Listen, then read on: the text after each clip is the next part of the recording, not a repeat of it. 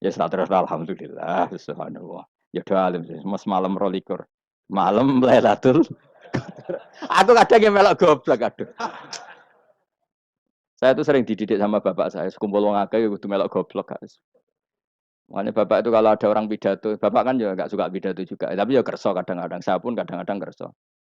Asal sing utus pernah guru, pernah sepuh kadang kerso. Nah, bapak nak pengajian ngomongin balik dari bapak, malah bingung. Ngomong apa wae. Coba kita dengan PD-nya bilang Lailatul Qadar itu 21 sampai berapa? 29. Lailatul Qadar. Warna iki malam Lailatul Qadar. Lalu Lailatul Qadar keren tuh karena apa? Karena nuzulul Quran. Lalu nuzulul Quran tanggal 11. Lalu Lailatul Qadar tanggal berapa? Oh, ada nih. Alhamdulillah. Tapi ini jangan jadi keeskalan yang masif, itu sudah difitnah. Coro Gus Ba, ya coro Gus Ba, coro Quran ngawur gitu. Sembrono. Memang aku tidak pendapat tentang Quran, dan ayatnya seperti itu. Maka yang benar, Lailatul Qadar itu kata ulama-ulama dulu, orang yang beramal soleh, ya itu sudah anggap saja dapat Lailatul Qadar. Ora usah ndelok esuk-esuk ndelok srengenge, blerengen ta ora, nek ora blerengen berarti untuk Lailatul Qadar. Jan mendung kan blereng piye. Terus bengi angite sayup-sayup. Anggere dini hari ya sayup-sayup blok keblok aneh-aneh wae. Lah nek pikir sego ora, berarti wong laut gak tarah untuk Lailatul Qadar, ke segoro kidul angine bianter. Lah nek ning Dieng ya mesti sayup. Mau angin tok gunung wis kesel tadi terus sayup-sayup. Gawe ukuran ojo ngono, gawe ukuran ngono rak wong Dieng luwih ngrasa entuk Lailatul Qadar timbang wong Segoro Kidul. Segoro Kidul angine apa? Buanter. Padahal alamate piye? Sayup-sayup. Aneh-aneh. Maksudnya alamat ngono iku ora ngono, maksudnya ayat iku Kanjeng Nabi mbak dawuh ngono maksudnya ora ngono. Wes dong ya. Ayo Lailatul Qadar tanggal aku semeneng wong bodho. Kowe enak urip wis happy no? Happy. Ya saya ulang lagi ya. Jadi kejati dirian itu tidak bisa hilang dengan standar keidealan. Yang hilang itu standar apa?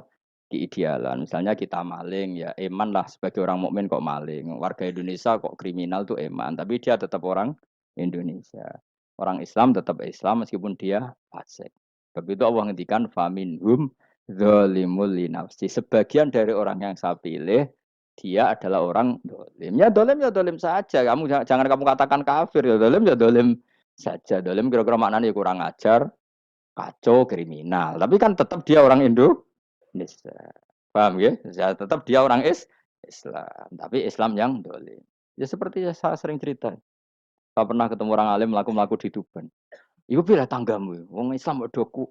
Wong Islam kok doku umat. Umat Islam kok do mabuk. Ya tentu oknum ya. Tapi dari orang alim tadi, itu orang umat Islam. Islam sing kumat. Jadi orang Islam itu hanya dua, umat Islam sama Islam yang kumat. Jadi kalau pas fasik ya Islam kumat. Kalau pas waras umat Islam. Ya sudah itu dibolak-balik. Ya, jadi umat Islam.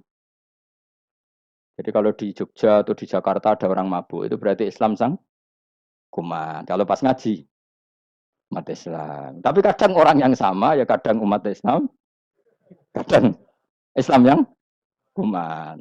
Ya sudah seperti itu. Dan nanti pas diambil Allah ya tetap statusnya dua tadi. Umat Islam dan Islam yang kumat.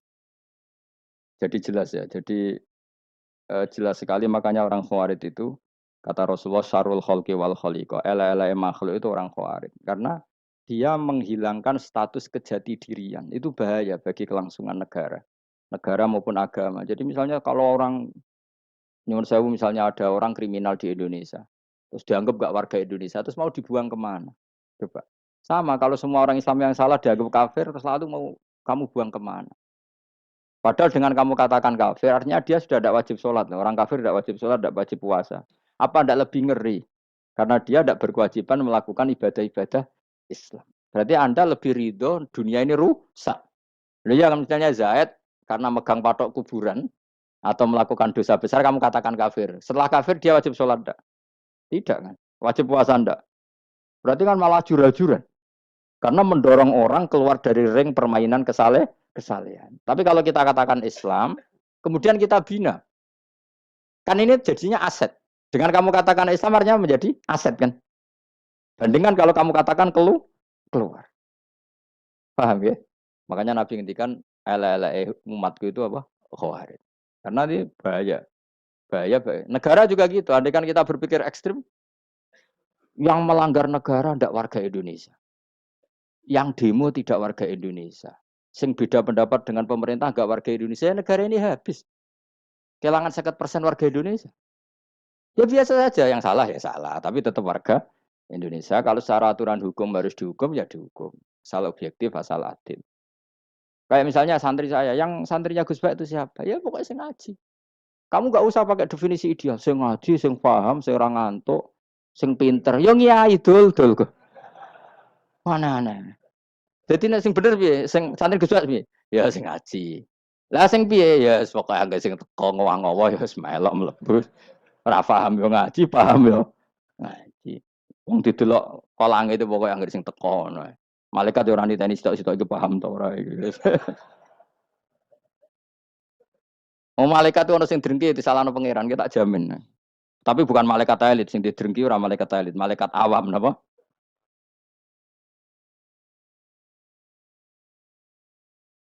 Masyhur itu kan. Innalillahi ta'ala malaikatan sayakhina fil ardi yabtahuna khilaqal dzikr. Terus Allah punya sekian malaikat yang tukang mencari-cari tempat dzikir. Khilaqul dzikri itu tempat-tempat halal haram, tempat-tempat ngaji. Kalau orang toreko ya tempat wiridan oleh maknanya. Tapi kalau orang fikih maknanya tempat diajarkannya halal dan haram. Terus setelah ketemu orang ngaji, terus kata para malaikat sing apian, halumu ila buhyatikum. Ini tempat kamu, ini orang ngaji. Kemudian ada malaikat yang agak hasut, tapi entah gimana hasutnya. Pokoknya bilang gini, itu ada orang yang datang ke situ tidak niat ngaji, nyari temannya. Kebetulan temannya itu ngaji. Maka ya Allah itu jangan masukkan kategori yang ngaji, karena dia nyari situ, nyari temannya. Kebetulan temannya itu ngaji. Tapi apa kata Allah?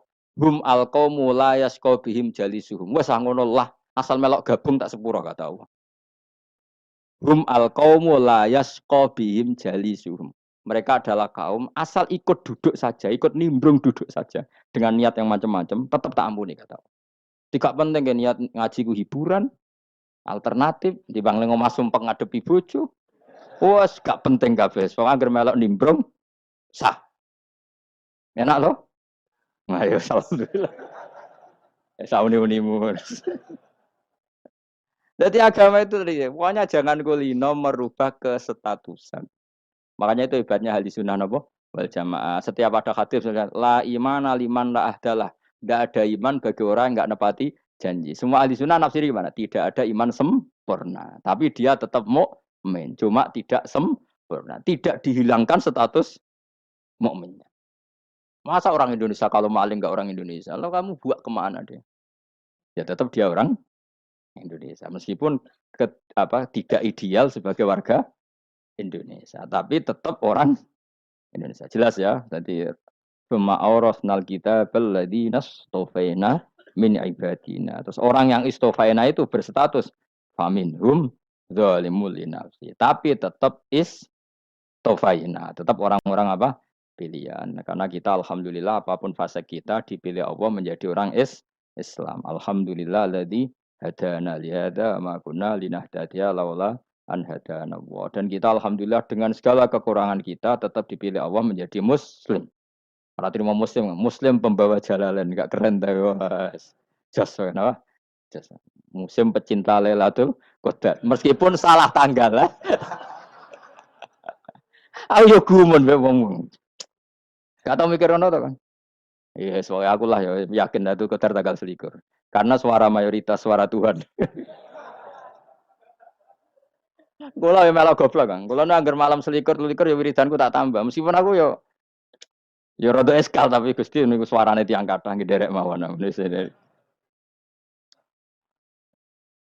Oh, inna anzalnahu fi lailatul qadar. Quran itu tak turunkan pada malam. Jadi normalnya Lailatul Qadar itu berbarengan dengan malam. Tapi ya serasa mbok imani biasa wae. Mari fitnah mari wah. Nah biasa. Yang jelas Lailatul Qadar itu bisa kapan saja. Nah ulama dulu bilang ya bisa kapan saja. Cuma kata ulama-ulama bisa saja diturunkan di tanggal itu. Ya bisa itu karena memang nuzulul Quran itu kan tidak semuanya di tanggal 17 sebetulnya. Jadi di mana-mana itu ada simbol-simbol yang dipakai. Istilahnya tanggal 17 itu simbol. Memang kebetulan ada yang tanggal 17. Tapi kita tahu kan yang turun di Haji Wada juga banyak. Coba Haji Wada tanggal berapa? 9 Arafah. Bulan apa? Dzulhijjah. Dan banyak ayat turun Isra Mi'raj misalnya.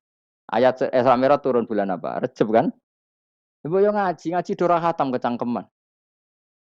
Jadi Quran itu tidak hanya turun di Ramadan. Ya biasa saja. Makanya kayak saya itu kan biasa ngaji Quran ya setiap saat anggap Lailatul Qadar. Cuma kita ya ikut umumnya orang Lailatul Qadar itu tanggal 21, 23. Aku lah senang malaikat sing bagian panitia itu ben jelas fokus di tanggal itu dari tapi kamu jangan pernah berpikir menafikan hari-hari lain bagi ulama tertentu, bagi wali-wali tertentu. Mereka ngalami Lailatul Qadar kullailah. Banyak wali yang bilang saya ngalami Lailatul Qadar kullailah. Maksudnya karena kullailah zaman Nabi itu pernah dituruni Quran dan semua itu artinya Lailatul. Tapi tentu ada simbol. Kayak kemerdekaan Indonesia itu dimulai tanggal berapa?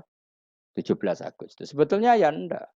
Ketika Jepang kalah itu ya sudah merdeka. Dan daerah tertentu sudah lama dulu merdeka kayak Aceh. Karena dia tidak merasakan dijajah Belanda. Daerah tertentu ada setelah diproklamasikan tetap berjibaku dengan penjajah. Banyak enggak ketika diumumkan kemerdekaan masih yang berjibaku ngelawan penjajah? Banyak. Tapi kita butuh simbol. Jadilah kita ngambil 17 Agustus. Ngono kok ra iso. Jadi tanggal itu ada tanggal hakiki, tanggal simbol. Meskipun yang hakiki ya simbol, simbol ya hakiki.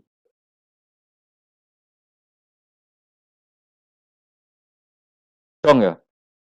Alhamdulillah. Ayo kok do pinter aku yo. Maksudnya ben kulino mikir, ben urip itu gak glonyar, gloyor ora jelas. Wah, halus pokoknya goblokku barokah menang ngedel kula. Karena saya itu kenapa kok tahu goblok barokah itu gini ya. Satu supaya saya tidak takabur ya. Saya akan kecelok wong alim berat takabur. Dua kan wong goblok ya ono pinter ya, Mas. Kayak wong iku lho, kayak wong naik apa jenenge? Naik jambian apa? 17 Agustus apa? Apa? Sarengane apa? Panjat Pinang. Itu kan nilainya hanya berapa yang di atas? Kira kalau di sini berapa nilainya? Ini kalau diberikan diuangkan. 1 juta ada. 1 juta. Bagi penonton tuh kan gini. Cek goblok ya demi duit 1 juta gelebotan kayak gitu kan gitu. Wong barang angel kok dilakoni. Goblok banget kan gitu jare sing ra melok. Tapi ya delok aku seneng. Tapi kon melok ora gelem. Lah duit 1 juta ya tak rewangi gitu. Orang goblok ya gitu. Jadi wong alim ku angel. Wis ngerti nak angel, maka ora usah melok barang angel kan gitu.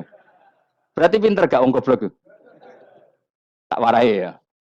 Jadi wong alim iku angel. Maka saya menghindari barang angel. Menghindari barang angel itu satu kepintaran. Berarti orang bodoh adalah pintar. Tawar. Jelas ya? Jelas ya?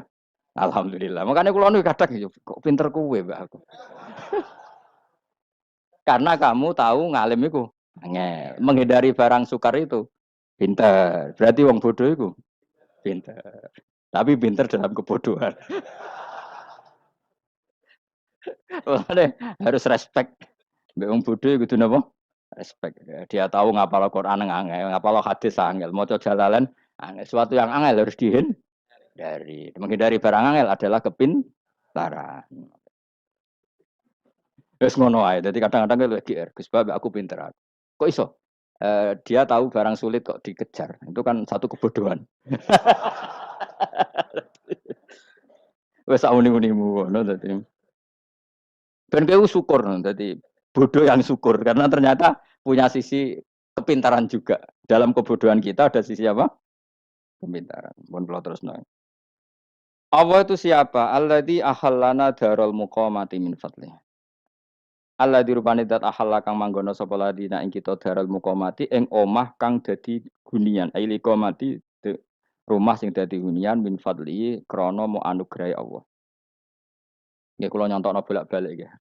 Semua ini kita di surga nanti berstatus lamanya lama itu semua karena fadlnya Allah. Karena amal kita tidak cukup. Makanya Rasulullah pernah ditanya, ya Rasulullah betul orang surga masuk surga karena amalnya tidak karena fadlnya Allah. Saya berkali-kali cerita dalam kitab-kitab tasawuf diterangkan ada seseorang yang nggak pernah maksiat hidupnya taat. Kemudian ditanya sama Allah, kamu masuk surga karena apa? Saya karena tidak pernah maksiat, taat terus. Kata Allah, ya sudah kamu di sini aja 80 tahun. Ya kamu gak apa-apa di surga sini berapa 80 tahun. Si Abid tadi, ahli ibadah tadi protes. Katanya surga itu selamanya lama. Iya, kata kamu kan karena amal kamu. Amal kamu di dunia kan hanya 80 tahun. Umur kamu kan hanya 80 tahun. Ya berarti surga kamu 80 tahun dong. Karena kamu menganggap surga karena amal kamu. Pak, fair kan? Amal 80 tahun surganya. Tapi kata jenengan surga itu selamanya lama. Sing selamanya lama itu fadolku itu gak ada habisnya. Kalau amal kamu ada habisnya. Terus kata orang tadi, pun Gusti Kula Buska fadolnya jalan. Gak, aku kecewa jadi. Jadi orang itu harus pakai logika. Makanya agama ini ojo nuruti cerdas yang nggak punya sanad. Lalu gunanya amal apa? Kalau kita masuk surga mergo fadole pangeran bocah kok geblek gendeng campur gak di sanad. Kita ini punya sanad dari guru-guru kita. Kalau semua surga Allah mensifati itu min fadli. Ada unsur fadlnya Allah meskipun kita ngamal. Karena tadi kalau karena amal kita hanya sak soleh-solehmu 80 tahun. Iku enak soleh terus. ABG puber pacaran tua dadi mubalek ya ora. Ayo ngaku ae. Tuane delok duang dutan gede-gede sunah Rasul. Coba kuwapir suwi bareng Islam anyaran sudah dimubalek banyak. Artinya enggak 80 tahun total kita jadi orang apa? Soleh. Mustafa Titung Soleh ya lagi gayane saya khusyuk. Bisa ya numpak trail gaul. Untung rengono Harley deh saya. Nah, kalau karena amal kita berarti kita di surga hanya 80 tahun. Terus kata Allah, tapi kata jenengan surga selamanya lama. Yang selamanya lama itu fadl saya. Anugerah saya itu tanpa batas. Makanya kita tetap yakin kita seperti ini nanti di surga itu kabeh fadlih Allah. Seperti nas di sini apa alladzi ahallana darul muqamati min fadli. Bukan karena amal tapi apa min fadli. Bahwa amal kita itu ikut dipertimbangkan iya, tapi ya termasuk yang dipertimbangkan, bukan segala-galanya. Yang paling menjadi abadi di surga adalah fadlih Allah karena fadl dan rahmatnya Allah itu yang tidak terbatas. Jelas gini ayatnya apa alladzi ahallana darul muqamati min fadli.